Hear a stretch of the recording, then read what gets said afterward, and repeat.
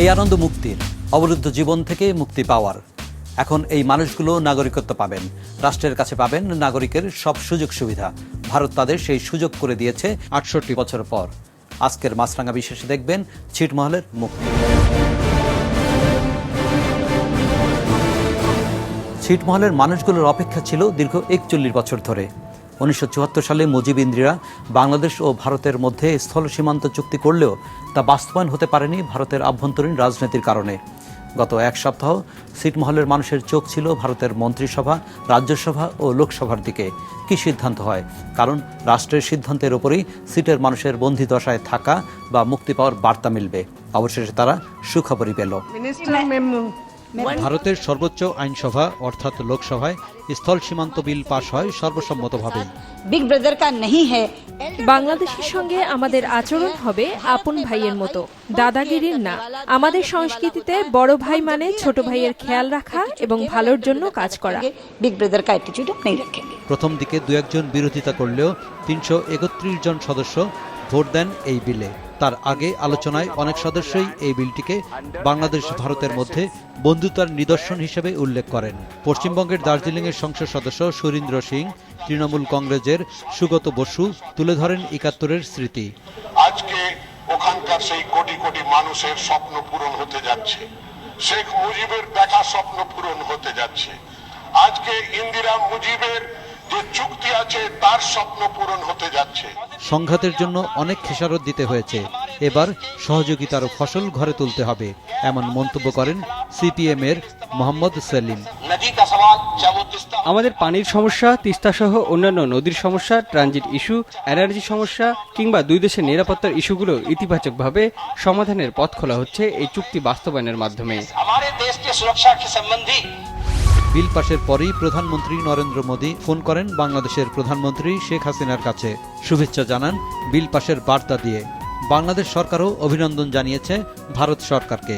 ভারতের পররাষ্ট্র মন্ত্রণালয় এবং ভারতের সংসদকে অভিনন্দন জানাই যে দীর্ঘদিন সময় লাগলেও আমরা এতদিন এটা বাস্তবায়নের পথে এগিয়ে গেলাম। গত ৬ মে ভারতের রাজ্যসভায় সংবিধান সংশোধনের এই বিল সর্বসম্মতিক্রমে পাশ হওয়ার সময়ও আবেগঘন মুহূর্তের সৃষ্টি হয়েছিল।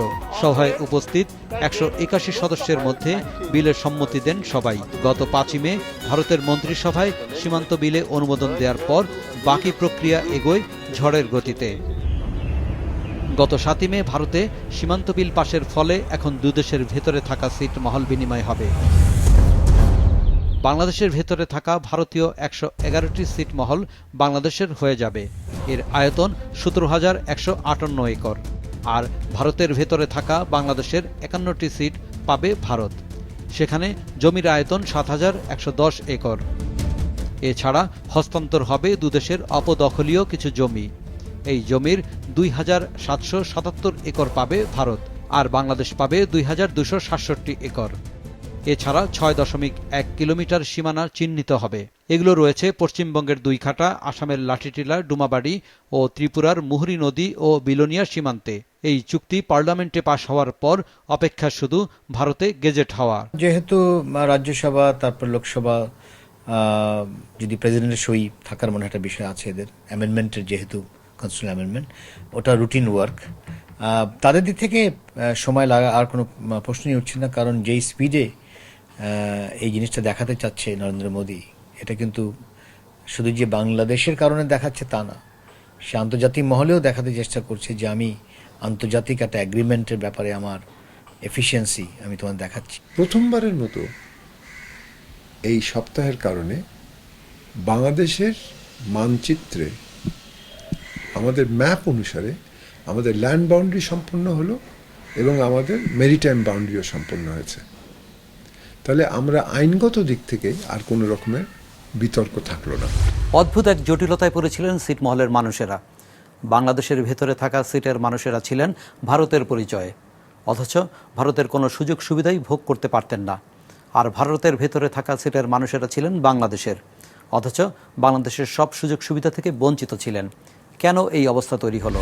১৯৪৭ সালে উপমহাদেশ বিভক্ত হওয়ার সময় মাত্র ৬ সপ্তাহের মধ্যে ব্রিটিশ আইনজীবী সিরিল র্যাডক্লিফ পাকিস্তান ও ভারতের সীমানা নির্ধারণ করে মানচিত্র এঁকেছিলেন। তখন থেকেই ছিটমহল সমস্যার সৃষ্টি।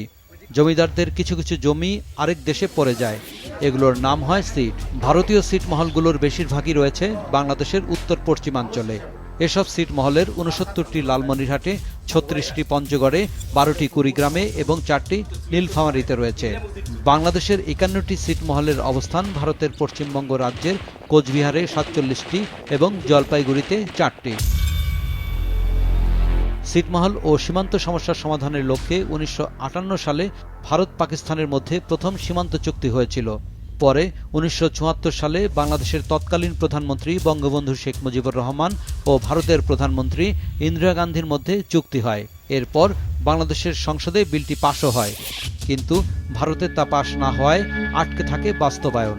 সর্বশেষ ২০১১ সালে কংগ্রেস সরকারের উদ্যোগে সেই চুক্তিটি বাস্তবায়নে দুদেশের মধ্যে সই হয় প্রটোকল।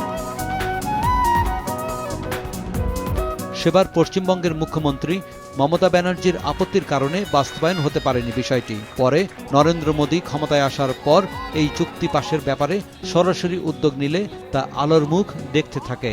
দীর্ঘদিনও কেন ছিটমহল সমস্যার সমাধান হয়নি সেই প্রশ্নের সহজ উত্তর রাজনৈতিক সদিচ্ছার অভাব।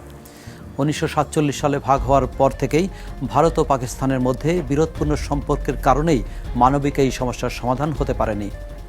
বাংলাদেশ হওয়ার পর ১৯৭৪ সালে ভারত বাংলাদেশের মধ্যে সীমান্ত চুক্তি হলেও পরবর্তীতে পরস্পরের মধ্যে অবিশ্বাস ও সন্দেহে সমাধানের পথ আটকে দেয়। দুদেশের এইসব সিট মহলের মধ্যে প্রায় ৫০,০০০ মানুষের বাস। এক দেশের ভেতরে আরেক দেশের ভূখণ্ড থাকায় বসবাসরত মানুষগুলো নাগরিকহীন হয়ে পড়েন। তাদের অনেকটা বন্দী জীবন কাটাতে হয়। বাংলাদেশের ভেতরে থাকা ভারতীয় সিটের জনসংখ্যা রয়েছে ৩৭,৩৩৪ জন, আর ভারতের ভেতরে থাকা বাংলাদেশের সিটমহলে আছে ১৪,২১৫ জন। সিটমহল বিনিময় হওয়ার পর এই জনগোষ্ঠীর সুযোগ থাকবে তাদের দেশ বেছে নেয়ার। এ নিয়ে একটি জরিপও হয়েছিল ২০১১ সালে। সেখানে বাংলাদেশের ভেতরে থাকা জনগোষ্ঠীর মধ্যে মাত্র ৭৫১ জন ভারতে চলে যাওয়ার ইচ্ছে প্রকাশ করেছিলেন। তবে ভারতের ভেতরে থাকা বাংলাদেশের সিটমহলের কেউ বাংলাদেশে আসার আগ্রহ প্রকাশ করেননি। শুরুতেই বলেছিলাম সিটের মানুষের এখন আনন্দের শেষ নেই। তারা বুক ভরে নিঃশ্বাস নিচ্ছেন। এই নিঃশ্বাস মুক্তির, তাদের দুঃখ দুর্দশা কষ্ট থেকে মুক্তি পাওয়ার। এখন তারা আর সিটের মানুষ নন, রাষ্ট্রের নাগরিক হবেন, রাষ্ট্রের অধিকার ভোগ করতে পারবেন। ভারতের লোকসভায় স্থল সীমান্ত চুক্তি বিল পাশ হওয়ার পর থেকেই আনন্দে ভাসছে পঞ্চগড়, কুড়িগ্রাম ও লালমনিরহাটের ছিটমহলের মানুষ।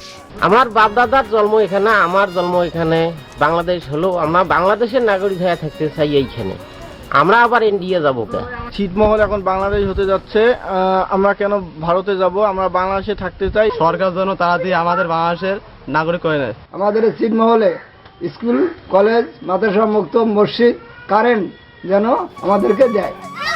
বিনিময় সর্বশেষ প্রক্রিয়া শেষ হওয়ার পর এই জনগোষ্ঠীর উন্নয়ন, মৌলিক চাহিদা পূরণ ও মূলধারার মধ্যে নিয়ে আসার ব্যবস্থা করা দরকার বলে মনে করেন বিশেষজ্ঞরা। তাদেরকে রাষ্ট্রের নাগরিক হিসেবে যে সকল তাদের পাওয়ার কথা, সে পাওনাটা তাদের বুঝিয়ে দিতে হবে। তাদের আইডি কার্ড আছে, তাদেরকে যদি হেলথ কেয়ার দরকার পড়ে, স্বাস্থ্যগত, শিক্ষাগত সুযোগ সুবিধা, তাদের নিরাপত্তা, সবকিছু তারা এখন পাবে। মমতা ব্যানার্জি কিংবা আসাম আপত্তি করছিল যে তাদের জন্য প্রচুর অর্থ ব্যয় হবে, তো কেন্দ্রীয় সরকার কিন্তু সেই ধরনের অর্থ দেওয়ার প্রতিশ্রুতি দিয়েছে ভারতের দিক থেকে। আর বাংলাদেশের দিক থেকেও কিন্তু সরকার এই ধরনের একটি পরিকল্পনা করতে হবে এবং হয়তো সরকারের আছে।